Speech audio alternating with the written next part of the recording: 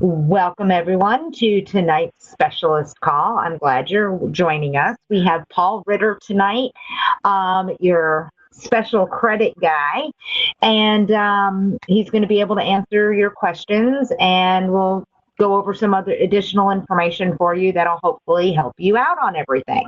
Paul, are you there? Yeah, I'm here. Hello, hello, hello, all. Glad to be here. Glad to have you. Um, well, is there anything you want to go over before we see if people have questions? Well, no, not necessarily. I just want to kind of, I guess, summarize everything that I went over last week and real quickly, just kind of a 30,000 foot overview. And then I've got some topics here to discuss, and I'm really looking forward to any questions the audience may have or yourself, Elsa. But in summary, what we went over last week, just real quickly, is I've got a credit repair company that is very specific to this industry. It's not a commodity item. Like you just can't plug credit repair in for a lease option exit strategy and think it's going to work because it falls short in certain areas. Um, it falls short in the fact that they dispute one thing at a time, and they don't give you an end date on the date you start, and that's really one of the key components. And then they don't build any tracking mechanism in, so you can't track your results online, real time, 7 days a week, 24 hours a day. Um, and they don't give the people that the tenant buyers, they don't give them an action plan. So those are really three main components for that make that a not a commodity item, and that's where you would stumble if you did credit repair outside of what you and I had discussed last week. And then for the tenant screening, we do a debt to income ratio analysis, which helps the people to determine affordability. And last week when we went over it, if you didn't have a chance to view those slides and go and watch that video, I would highly encourage it, because we really bored down right into what goes into the affordability report, and then how to even go as far as to take a person who's self-employed and figure out how much money they need to show in order to qualify for a house of a certain value. And then we did that, and we did some other things as far as the tenant screening. We were also able to talk about the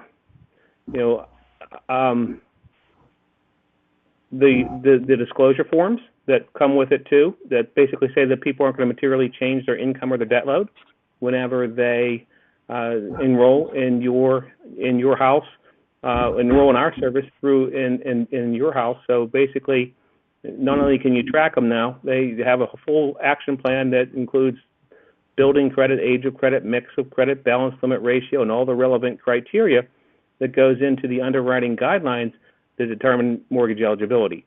So that's kind of the overview of what we talked about last week. There were some other couple little sideshows here and there, but that was the main focus.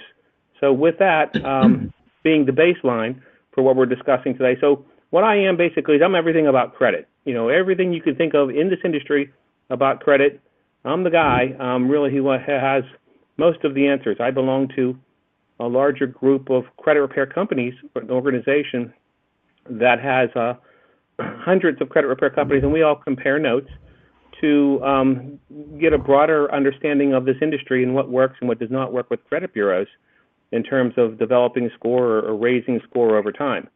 So I'm FICO certified, so it's pretty hard to stump me in the world of credit. I've made it my life's vocation to understand it backwards and forwards, kind of the stuff they should have taught us in high school and college but didn't. So that's where I'm coming from, and that's what I'm here to help people to understand and offer free education this evening. So with that, Elsa, let me open it up to the group and to yourself, and if anyone has any questions, I'd be happy to answer them now. All right. Okay. Anybody have any questions to get started? Yes, I do. Can y'all hear me? We can hear you. Okay, great. I have a question for you, Paul.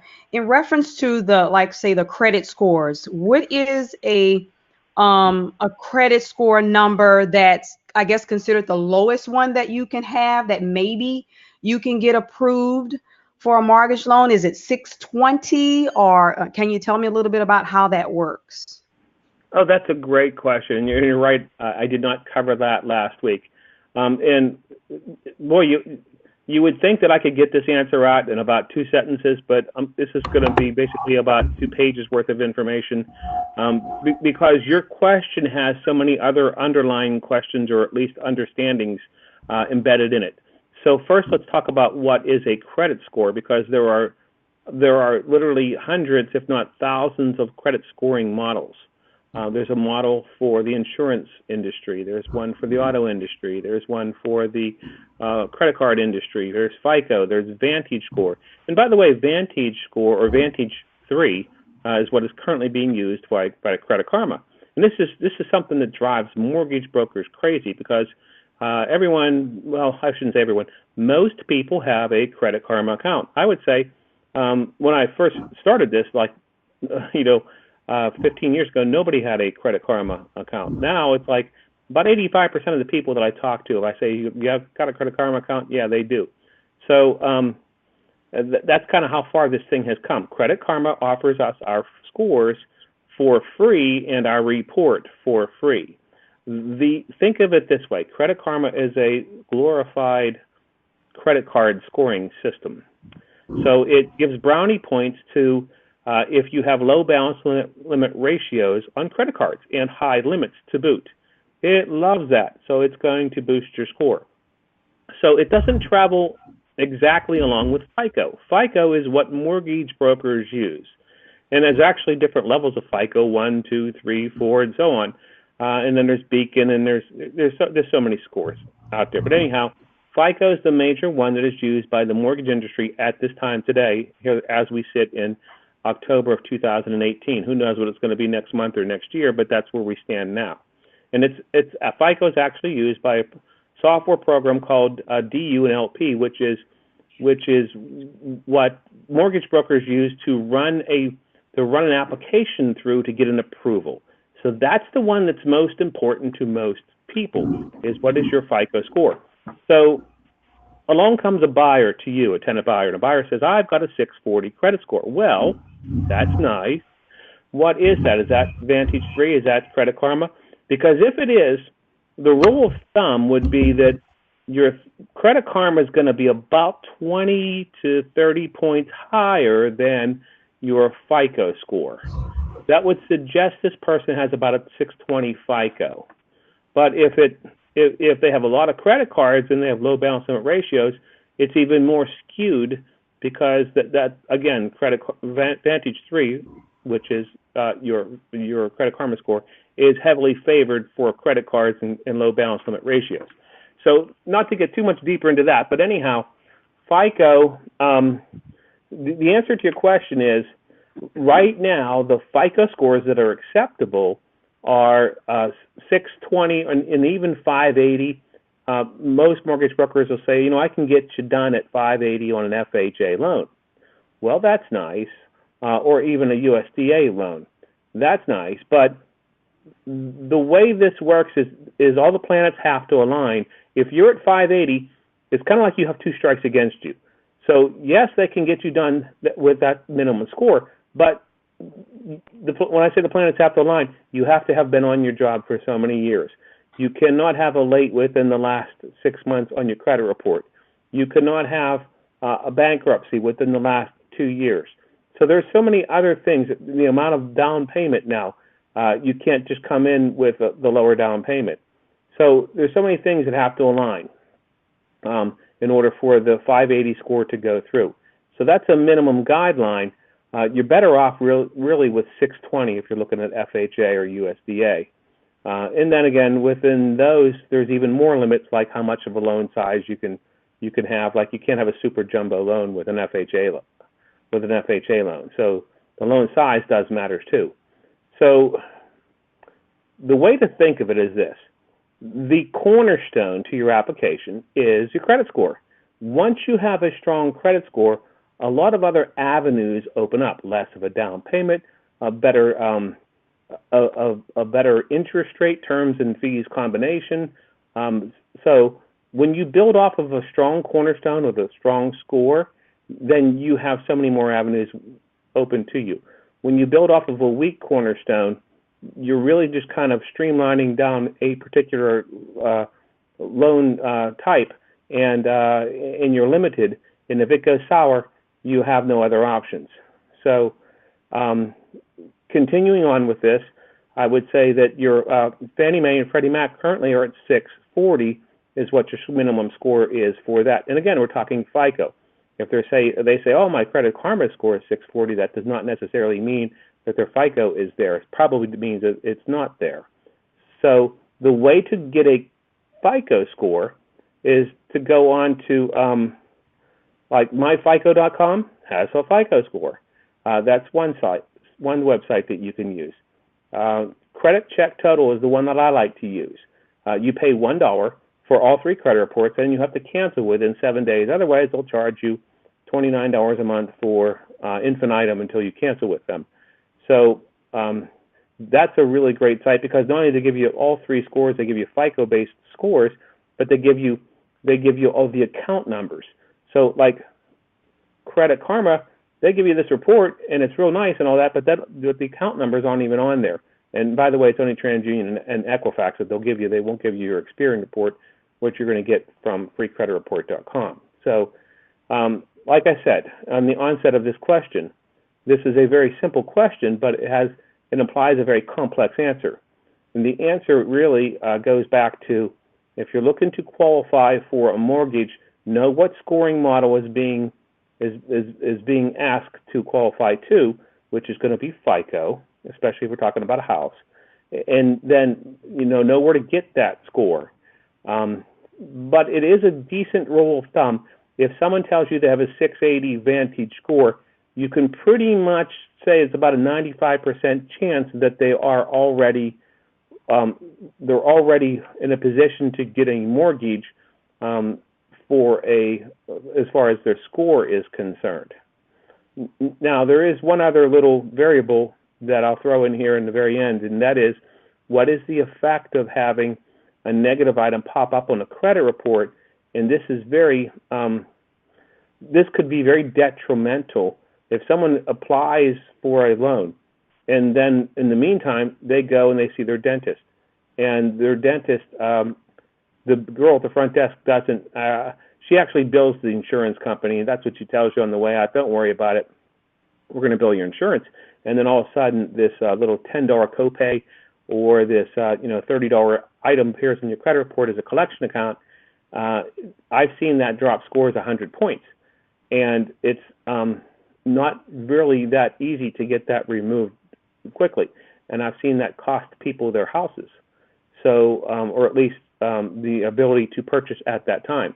And so again, if you're on, this is the danger of the industry that we're in.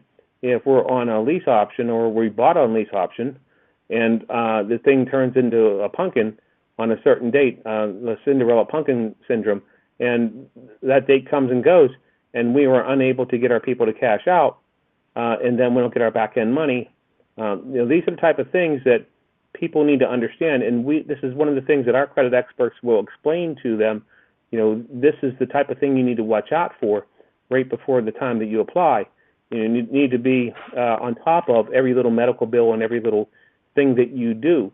And if people don't hear that stuff and they don't understand that stuff, it can end up smacking you over the head with a 2x4. So sorry for the elongated answer, but I wanted to give you a very complete answer because it is a very complex subject. FICO is not for the normal person to understand.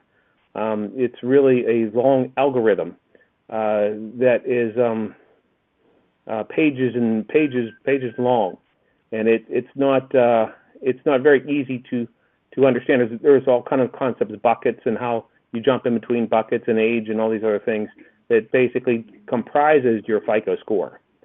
So that might even brought up more questions, but that's where I'll leave that answer for this at this stage, without getting too much more complex than that. But did I answer your question, or is there any other side question you have concerning credit scores? You answered my question. You answered my question, Paul. Thank you. Oh, you're welcome. You're welcome. That's a great question. Okay. Do you have other questions?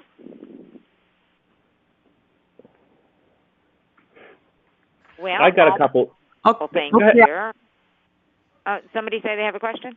Yeah, I actually have another question, if that's okay. At what point do we do the tenant screening analysis? Like if somebody comes to you, they decide that they like one of the homes that you have and they would like to do a lease purchase option. At what point do we do the tenant screening for the debt to income analysis? Well, let me kind of answer it this way.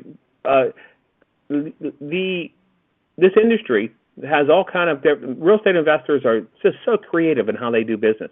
So many people do it so differently.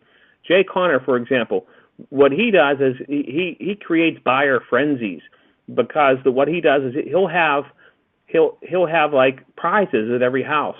He'll have like 3 or 4 or 5 houses that he has on display, and he'll have people just kind of come from one house to another, and he is buying bonanza type things, and he advertises that way. And then he and his crew are at each one of these houses, and at the houses while they're there, they'll have a tablet there, and they'll have the people make an application right there while they're at the house. So that's one way of doing it. Have a tablet, have a cell phone, have a desktop, or excuse me, not a desktop, have a laptop, and have the people make application right there while they're at the house. If you're not actually showing the house, like a lot of people just say, I'll put the key under the rug or put a lockbox on the door. I trust you as long as you send me your ID. That's what. Then they'll say, while you're out there, we'll go over the application process. If you like the house, then I'll have you complete it then. Remember, what we're doing here is basically outsourcing the application. You're outsourcing the application. So instead of you getting your hands all full of the ink, you're basically having them send the application off to me. You're not paying a dime for it. They're going to pay for it. And then we're going to provide all that stuff, all the information to you.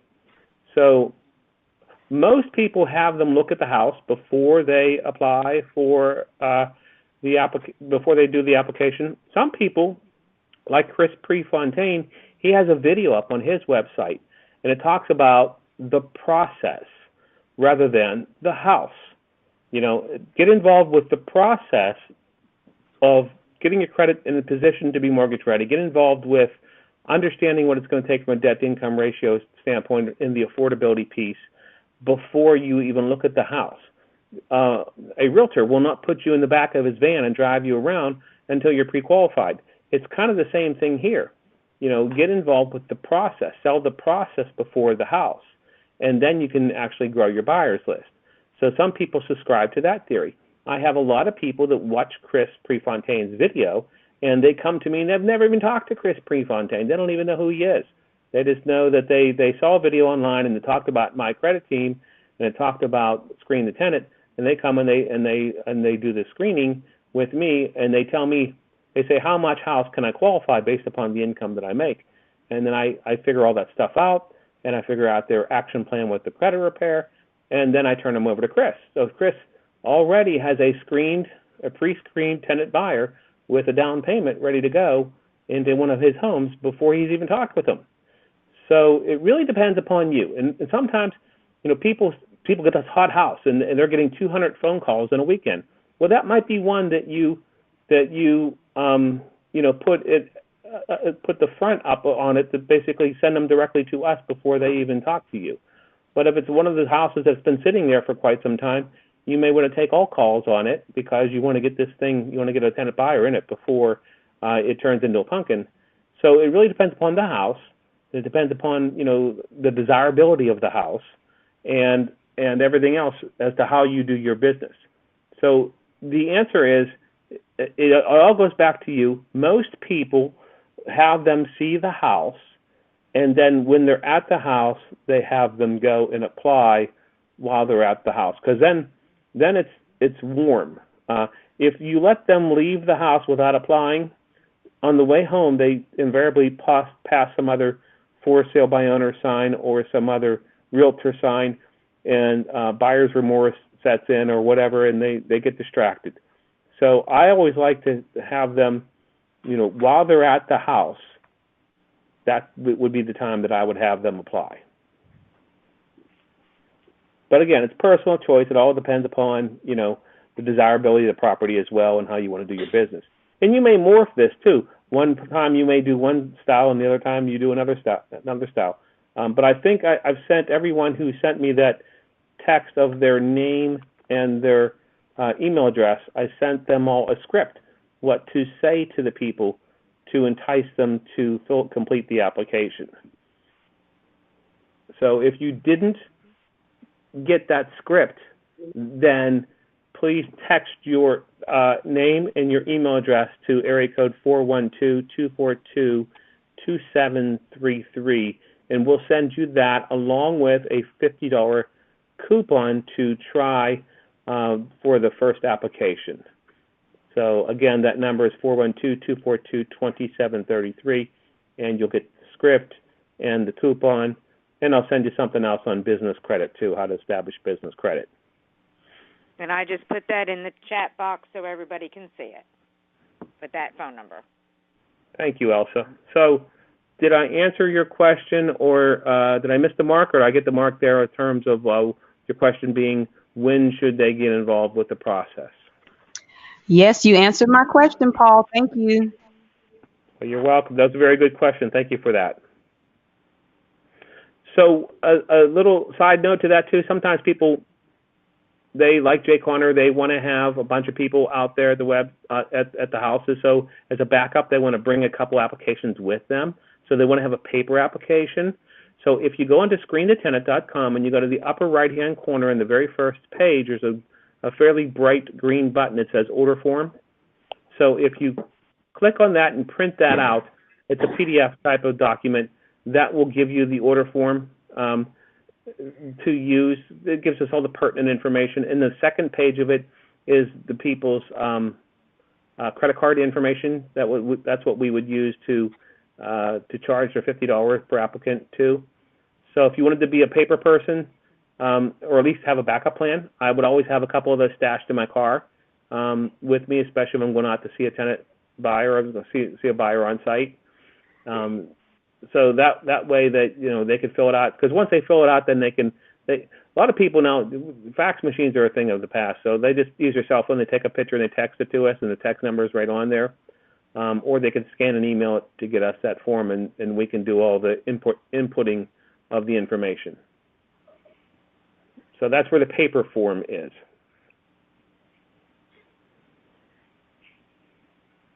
Okay, so Elsa, do you have any questions? Well, a couple things I kind of wanted to bring up is tips. What kind of tips do you have about ID theft, about protecting your identity? Yeah, great question. Identity theft protection. The number one growing, the fastest growing crime in the United States right now is identity theft. And my God, is it prevalent? It has reared its ugly head. I could spend hours telling you some stories about what poor people have gone through with these malicious hackers. That it's not just our emails and our online stuff. If a person steals your identity, it can be devastating, and it could take years to recover. And by the way, if your identity gets stolen, the likelihood your identity is going to get restolen is exponentially higher. I forget the statistics, and I think it's somewhere around 10 times the amount that your identity is going to get stolen again. Because in other words, your information is already out there. So just to patch it up is one thing, but then they may come along, and the identity that the thieves want to steal is someone who's got good credit. If you got god awful credit, then what are they going to do? They're going to steal all your bills. They're going to, because they can't go and apply for something. But once you get some good credit, you are a target, a big time target. So, in order to protect against that, excuse me, if you're interested, I have. I can send you, again, if you send me a text asking me for information, I will respond. Just put on there, give me information on identity theft. But what I use is called Legal Shield. And I'm aware of all the other ones out there, the LifeLocks and all the other ones. The reason I select Legal Shield is because they give you access to attorneys that you otherwise would not get. And they give you all the monitoring stuff, like, if something happens on your credit report, that you're going to get notified right away. But they also say that they will restore your credit to a position where it was before it was stolen. Now, I pay $55 a month for my Legal Shield because I have my business in there too. Why? Geez, I run a credit repair business, so it's paramount that I have a level of protection and access to attorneys. And I get so many hours with attorneys per year, and they review so many documents with me as well. So there's some other things built in with the business level of identity theft protection.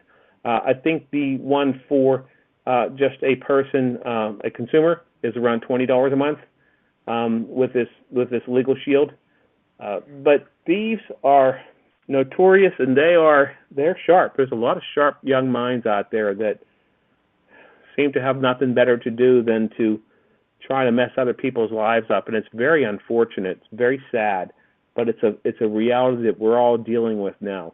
And to hide your head in the sand like an ostrich and not think about this and think it's not going to be a part of my life is especially as we develop our businesses, folks.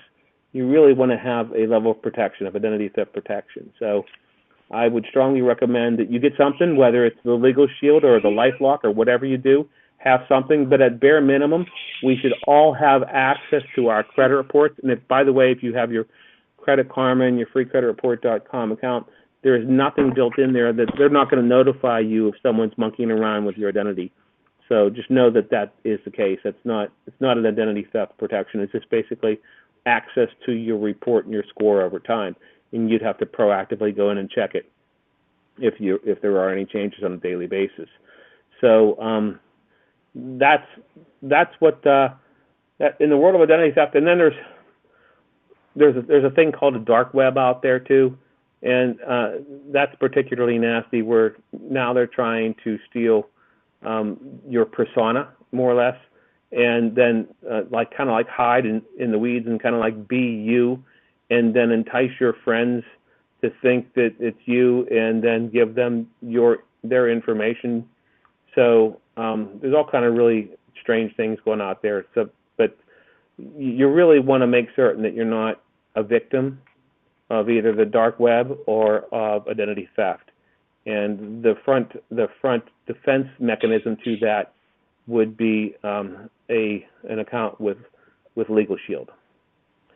So if interested, send me a text and say, please send me the Legal Shield link, and I will send that to you. And there are some discounts there with that as well. Good question, Elsa. Did that answer your question? Oh yeah, and I know Legal Shield also has the Identity Shield, which is what is that protection level. Yeah. I just know it's extremely important to make sure you're protected and your business protected. How about building up a business rating? How do you do that? Business credit is different than personal credit. Business credit is the scoring model behind that is it's called a PAYDEX score and a Dun & Bradstreet rating. Much like you have your TransUnion, your Equifax, and Experian, those are the two main components, your PAYDEX score and your Dun & Bradstreet rating. In order to get a D&B rating, it costs like $500, and you got to do a piece of business, and D&B wants you to pay the money to them, and it's just kind of, there's a whole bunch of going on there.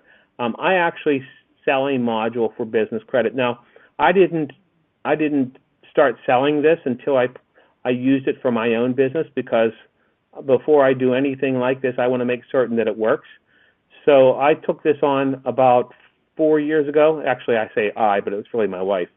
She took this on about 4 years ago, and she started with the business credit. And at first, we were getting what they give you is they give you access to, when you fill out like one application, then you can basically check a box for Lowe's, and one for Home Depot, and one for Dell computers, and then one, and so on and so forth. So the same application, you could submit it across the board to multiple places, and they tell you which ones you should get based upon where your personal credit is at that time. And that is what helps to establish your Dun & Bradstreet rating. So now the business credit is not a cheapo-meepo thing. The business credit's $4,000. But we have broken it up so that people can make payments over time with that. And they start out for like $1,000, and payments are like $500 a month, and they can have business credit. And if a person does personal credit with us and also wants to do business credit, we will credit every dollar for dollar, of what they've paid for personal credit toward business credit. So that's a real nice feature as well. So if you want to establish both at the same time, I'm your man, because you're going to get a substantial discount for doing both at the same time. And anyhow, Dun & Bradstreet is a different rating than FICO. It goes up to 100, and actually the 100 is like the highest score. And if you go into a bank and you go for a loan, you say, hey, listen, I got this house and I want to have a loan for, I don't know, 2x4s and whatever, use a bobcat and dig out the gutters, or dig out the yard because I've got sewage leak and that kind of stuff. So whatever you're doing, you want to have a business loan, then you have to have a Dun & Bradstreet rating. But it's not like you can get this D&B rating and then go into the bank like the next month and get your loan. It takes time to establish it. D&B ratings are driven by the amount of time that it takes you to pay off a debt. So, because with business credit, you can get a Dell computer line of credit, and typically they don't give you $1,000; they give you $10,000. So you can get a line of credit, and then you can buy a whole bunch of computers, and now you got a $5,000 bill sitting there, and your monthly minimum payment might be, I don't know, $200. But if you make that payment, just that monthly minimum payment, it's not going to help your D&B rating. But if you were to pay it off in 2 or 3 months, now that's what drives your score up. So it matters how quickly you pay things off in the world of business credit to drive your score up. But business credit, when done right, is attached to your EIN number, which is different than your Social Security number. So it separates those debts from personal credit. So you don't have to sign a personal guarantor form when your business gets strong enough. And that's the beauty behind business credit, because now that stuff isn't on my personal credit, so it doesn't max things out and drive my score down. So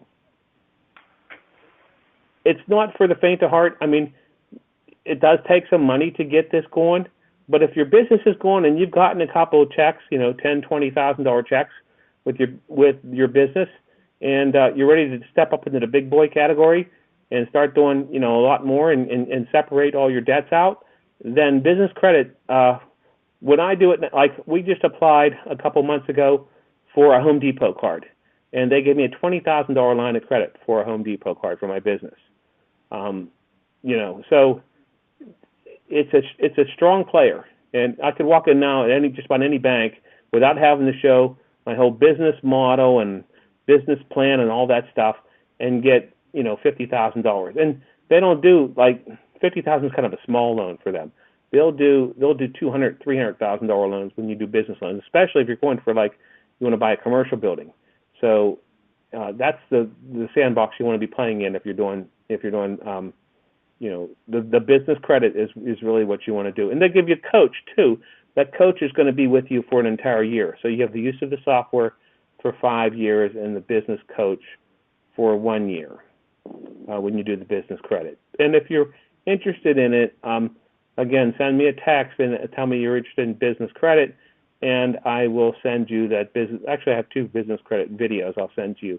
Once you watch those videos, then I want to talk with you afterwards, because it kind of explains what I just explained here in a little bit more detail, and let you know what you're in for. So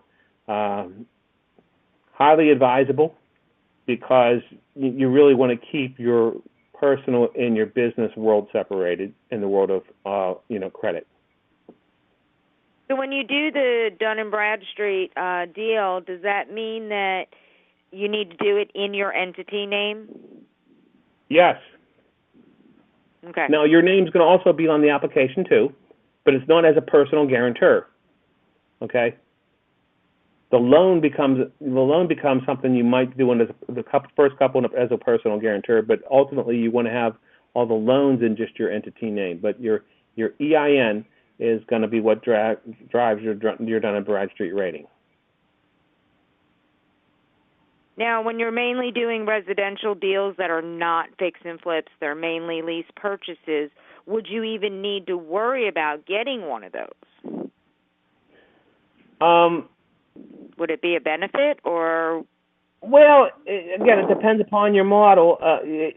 Your qualifying piece to that question was if you're not doing fix and flips, then there's probably not buy a and real holds high. or anything like that.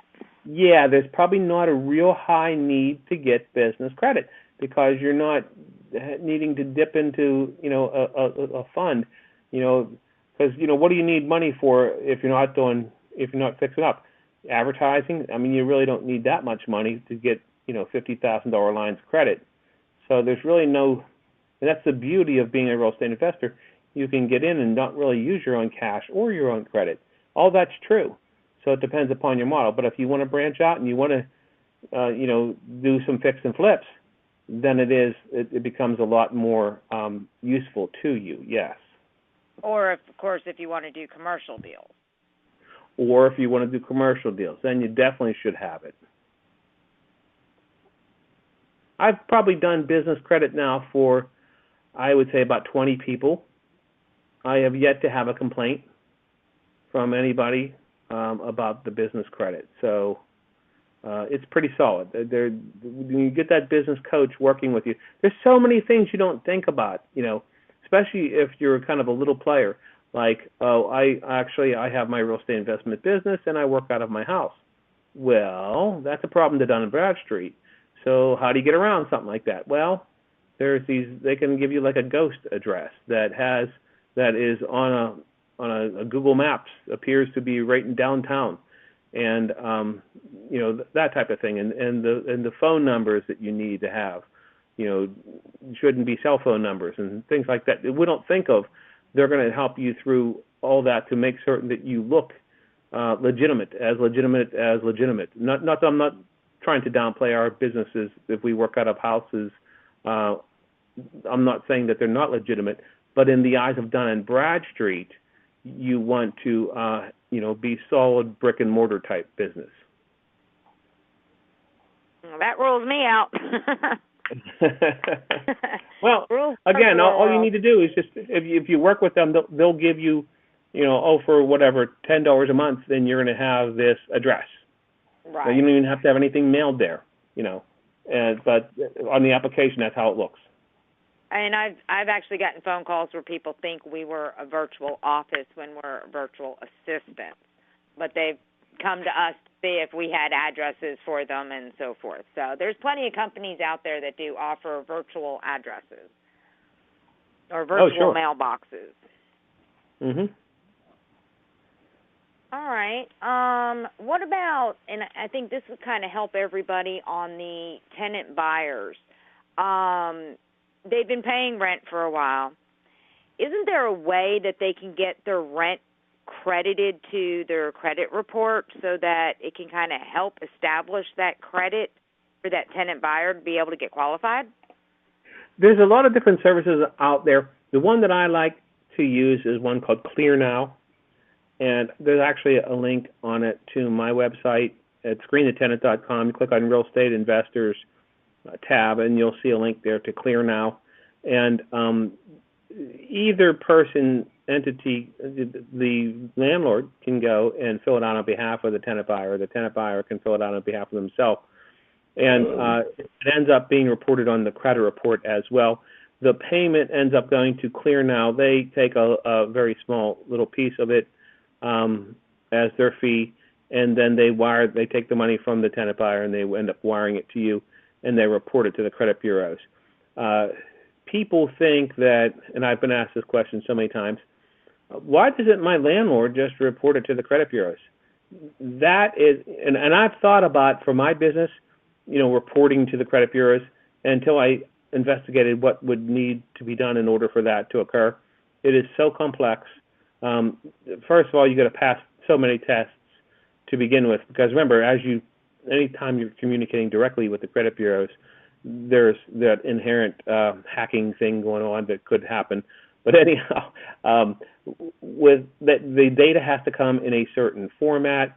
You as an entity have to pay them to report things. The entity has to report to the credit bureaus. So it's not for anyone who's doing less than mega millions on a monthly basis to even consider. So Clear Now is a choice that you could use because they've already got everything all set up and all the electronic payment methods already set up, and they do report to the credit bureau. So that would definitely be a choice that I would make. Okay. Especially if the people have very little credit to begin with. You know, the people that just fell off the turnip truck, or the people don't have anything on the credit report. You need some sort of trade line on there.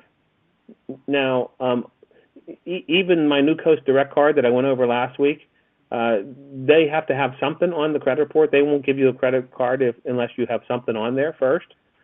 So this would satisfy a category of mortgage. Just to kind of go over it, not to tread too much on this because I went over it much last week, but the different categories that we report on our credit report are installment, mortgage, and revolving debt. And once you have each one of those types, your score will go up higher. So if you live in the world of installment, I'll go to student loans, car loans, and furniture loans, but I don't have any revolving debt, then my score is going to suffer. And again, the Clear Now is going to give us the mortgage piece. It reports as a mortgage, even though it's a rent payment. It's within that category is how it reports on the credit report.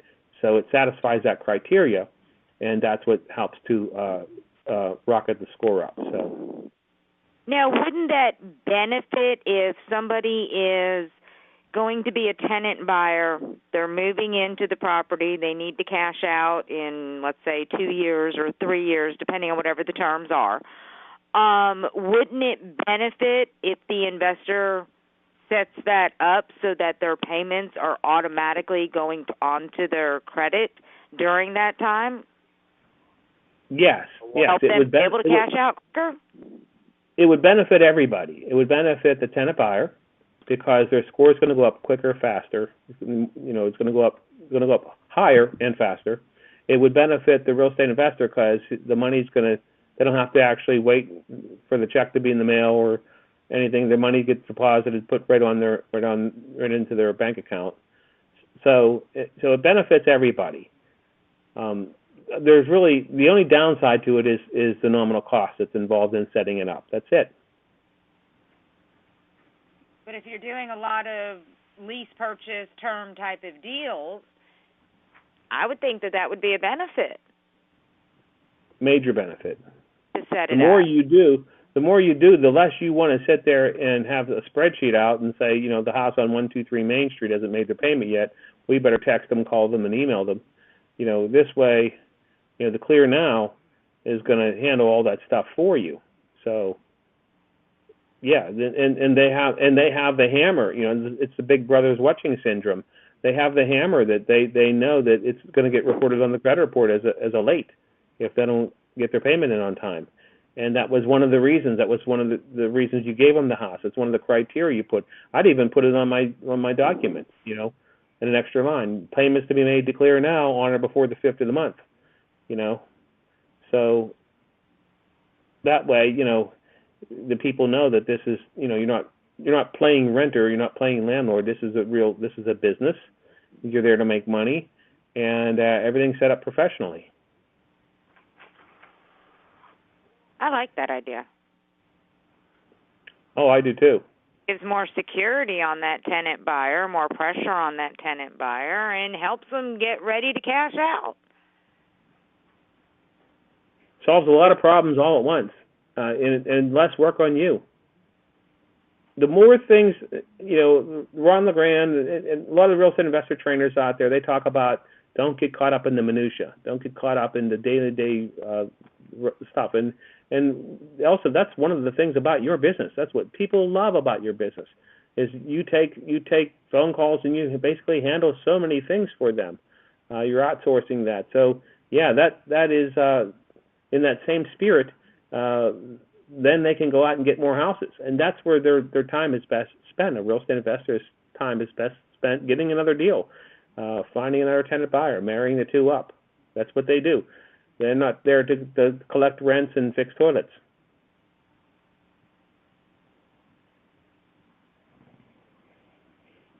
You just have my brain going right now. All Okay. kinds of ideas here. Do we have anybody else who has questions? I don't want to take this up with stuff that I'm coming up with here. Anybody else have questions? I have one last question. One last question for Paul. You had mentioned on a previous webinar about this form that the tenant buyer can sign that suggests that we're not setting them up for failure. So they cannot say that, if something bad occurs, they can't say that we set them up to fail because of this form that they can sign. You kind of talked a little bit about that. Can you tell me what that form is and if that's something that you provide or something that we have to provide them? There are two forms that really go to the heart of what your question is. One has to do with credit, because there's two ways that they can fail. Well, there's more than two ways, to be honest with you, but the two main ways people fail is either they don't make enough money, or they don't show enough money to buy a particular house. In other words, they don't debt to income qualify. Or their credit, that cornerstone we talked about, the foundation is rickety, and it's going to fall based upon that. So the two forms that I have, from the debt-to-income ratio standpoint, we have a worksheet that has a signature line. When the people go online and they fill out the application, they put in your name, your email address, or your phone number, and then we send the results over to you of the application, criminal background check, Megan's Law, all that other stuff. One of the things that comes back with that is a form that they will sign that says they're not going to materially change their income or their debt load. And right below that is where they put their John Hancock on it. On the top of that form, it has all the debts. It has their MasterCard, their credit card, their Capital One, all their student loan debts, that are all listed out there in detail. It has how much money they're bringing into the transaction. It has the payment for the new house. We even go and we look up what the taxes are in the area. We estimate the insurance on that house, and then we look at primary mortgage insurance and all the other things that are be part of the debt if they're not bringing in 20%. So it has all that, and then we assume an interest rate of about 5%. Based upon today's rates, we might be ratcheting that up a little bit. So we're assuming that it's cashing out in a year or 2 years from now. So there are some assumptions in place, and that form then spits out both a front end and a back end ratio. And the front end ratio is their housing only divided by their income, and then the back end is their housing and all the other debts combined divided by their income. And if those are both within certain guidelines, then they qualify, and there's no error codes on this form that they'll be signing. So we basically want to get everything situated so there's no error codes and they sign this form. That's one piece, so that they debt to income qualify. The other is that they're going to engage in the credit repair service, and they're going to stay engaged all the way through the end of the credit repair, and they're going to follow our instructions. So both of those forms together create protection for you against any sort of lawsuit, especially like a Dodd-Frank type lawsuit, which that's the pretense of Dodd-Frank. It talks about the spirit of the in the spirit of Dodd-Frank, did you set them up for failure? Well, no. If I've had an outside independent service calculate out that they can afford the payments, and that they can also help them get their credit in a position to be mortgage ready, and that the people are going to follow all the instructions and enroll in the credit repair, and I'm going to be able to track the results. You put that information in front of any judge, and you're going to be pretty assured that the judge is thinking that you did not set them up for failure. So that's what we want to do. And, when we do this business, it's really the best thing to do for our fellow man, for whoever you put in there. You can rest assured knowing that you did the right thing. If they didn't qualify, it wasn't because you didn't give them the right resources and tools and send them along the right path to be able to get there to be mortgage ready. Because this works, folks. It works. It's been working at very high ratios all across the country. Ask any other real estate investor, what's your cash out ratio? How often do you get people to the closing table? And you'll get answers around 20, 30, some people might be up to 50%. And that is unacceptable. That's the black eye that our industry has. Jay Connor has been using my system for about 7 years now, and he's got an 85% ratio of people cashing out. The reason is because this stuff works. Now, the reason it's not 100% is a lot of times people get divorced, or they lose their life, or they lose their job, or whatever. They just want to move out of that area. So that's why it's not as high as 100%. But it's very rare, if at all, that it ever happened with Jay, that the people didn't get there from a credit perspective, or they were unable to afford the house, because we calculate all that stuff up front. Did that answer your question? Yes, it did. Thank you. Okay, you're welcome. I do have some other topics here I want to cover. We've got about 8 more minutes here, so if I may, I'll pick probably the most important ones. Go for it. And go through them quickly.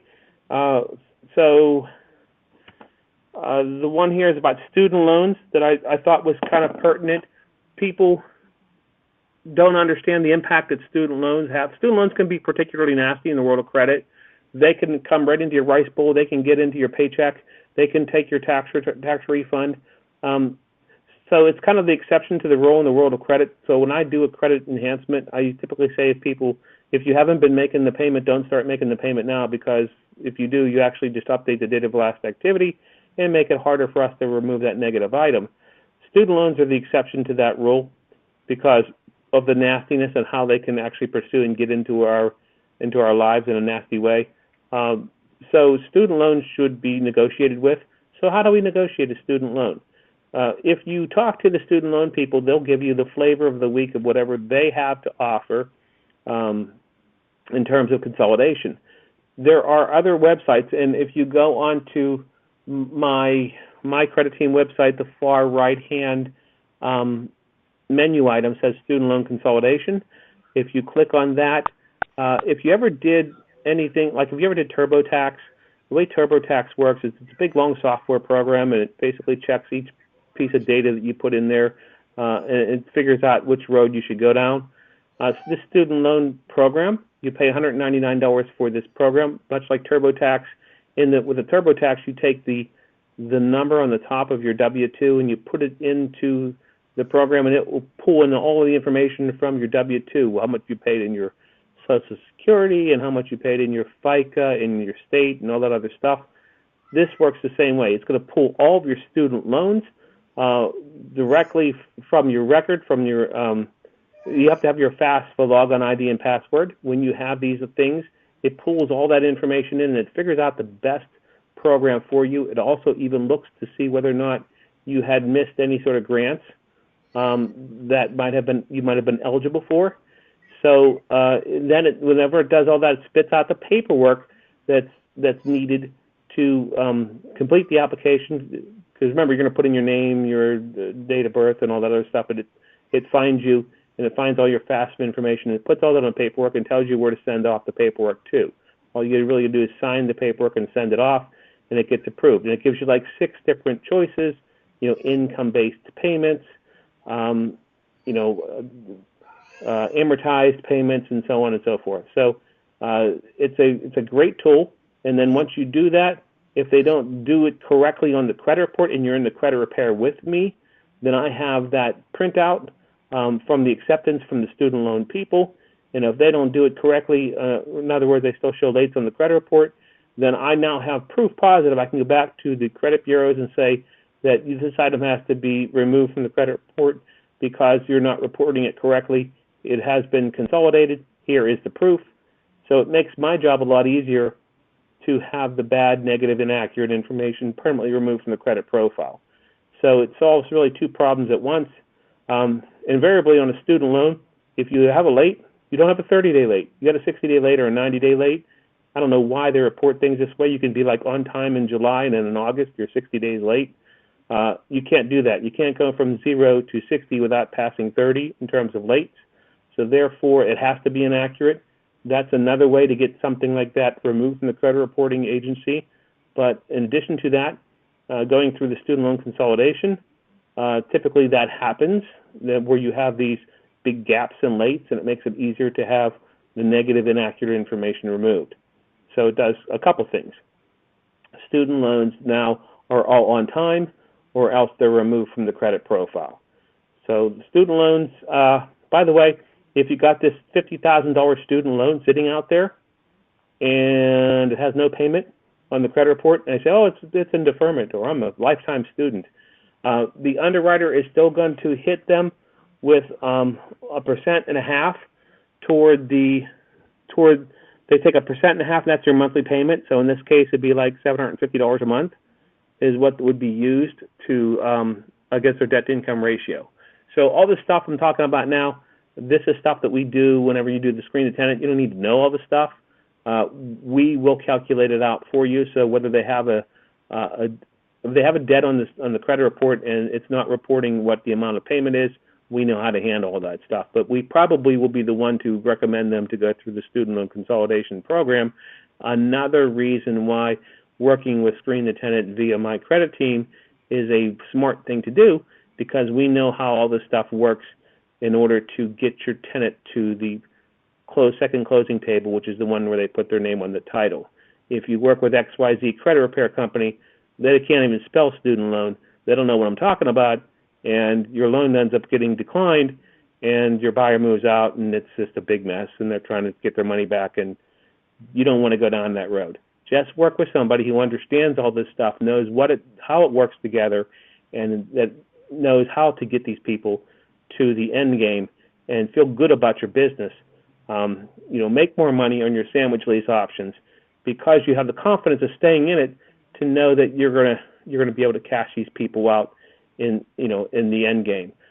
People love it whenever you can take them from cradle to grave like this and walk them through.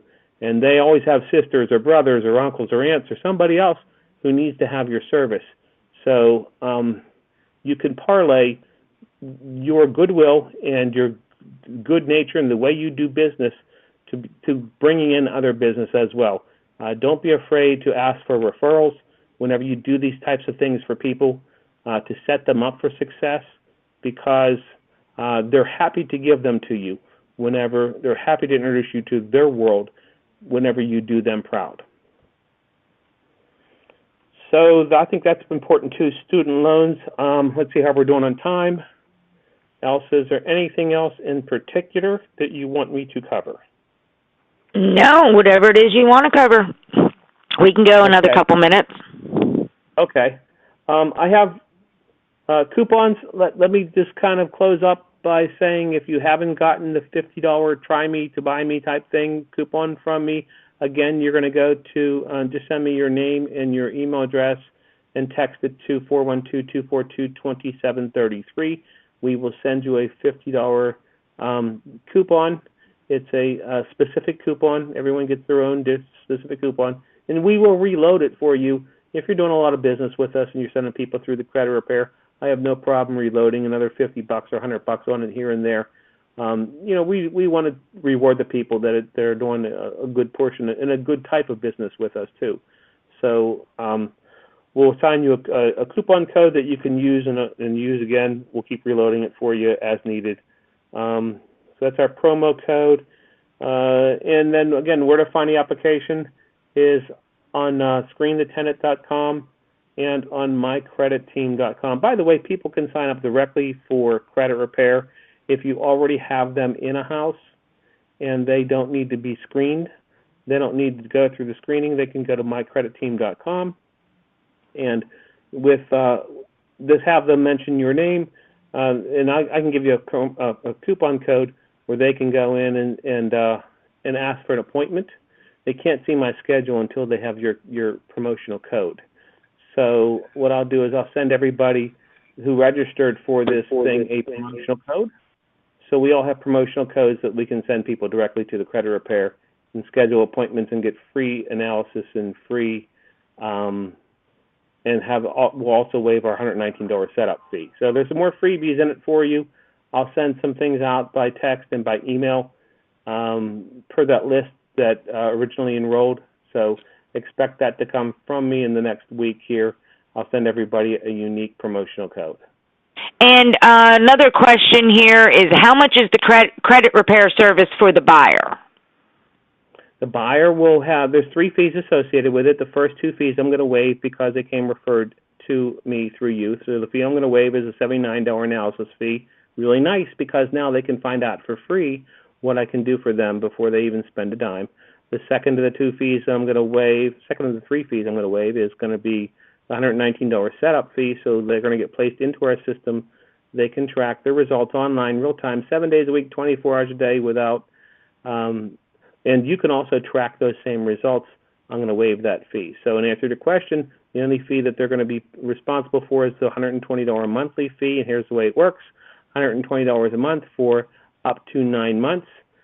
Although they may leave my service at any point in time without penalty, if they do leave my service, I tell them I'm obligated to let the real estate investor or the person who controls this house know that they've left my service. So typically people don't join and then leave our service. So the first payment is due whenever they start. The second payment is not due for another 30 days. So it's very, very affordable.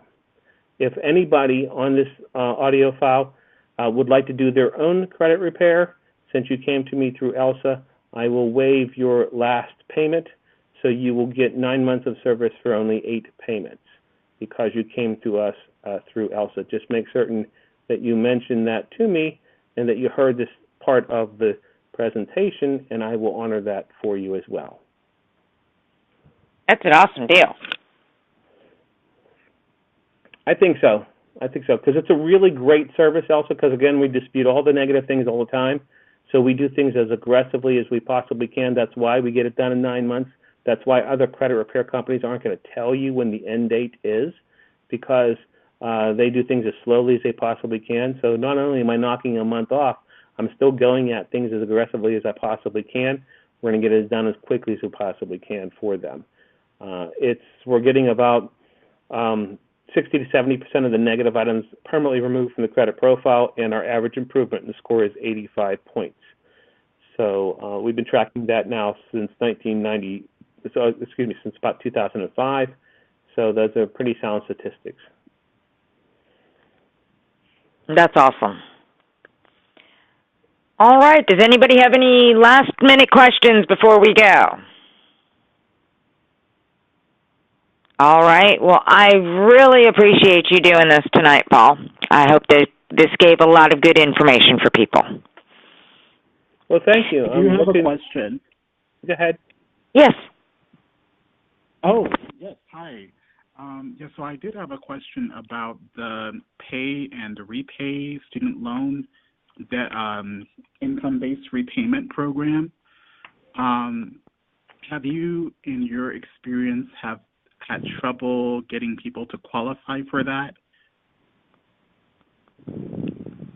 Have I had trouble getting, whenever they use the software program that we recommend, it spits out an application, and that application then goes off to the people who are who are servicing, have the service rights of that loan. And then you're not just getting the flavor of the week that is being offered by that company who's servicing the loan. And they know that there's certain underwriting guidelines that they have to adhere to with this. Or I shouldn't say underwriting, but there are guidelines that they have to adhere to. So I have never had a person been rejected based upon the loan that was submitted, based upon the application that was submitted for an income-based payment program. So. Okay, that's encouraging, because I, in addition to using your services for lease option tenant buyers, I'm also interested in signing up myself, and I'm currently a graduate student and racking up quite a large student loan. So I was thinking about, whether or not, I haven't heard anybody really talk about these programs actively, and they seem to be, a huge lifeline if people can qualify for them. But I was just curious if, in your experience, you had any trouble, or, they threw like huge obstacles at applicants to those two particular programs. I wouldn't entrust, it's kind of like walking into the lion's den, but by entrusting them to give you the program that makes the most sense for you. I think that I would rather have a third-party company who wrote software who is going to find me the best program. I'd rather pay a company like that $199 to take my information and then give me options that I will select from and use those one of those applications to send off to the student loan people to then have it approved. And again, if they mess anything up along the way and the paperwork is tight to begin with, then if it comes up on the credit report that there's a late, then I have a very easy way of getting that off of the credit report too. So it kind of gives you a little bit of assurance there that they're not going to mess this thing up and slap a 60-day late on my credit report. Or at least if it does, then you have some recourse. So that's what especially if you talk about, you're talking about, larger student loans. I'm assuming, over $10,000 or more. That's going to be, the bigger the loan, the bigger the potato, the more reason that there is to entrust this to. Don't entrust it to the people who are offering you, the student loan, servicing the student loan to begin with. Use an outside independent third party to get you the best offer. Okay. All right. If you like, Thank you so much. I will send you the. And you know what? As a matter of fact, I don't have to send you the link. Go to mycreditteam.com. On the far right-hand side, the last menu item there says student loan consolidation. Just click on that and go through there. Yeah, I'm on your website now. Thank you. Yeah, you will need your FAFSA login ID and password. I see. Okay. Okay? Got it. Good question. Thank you. Okay.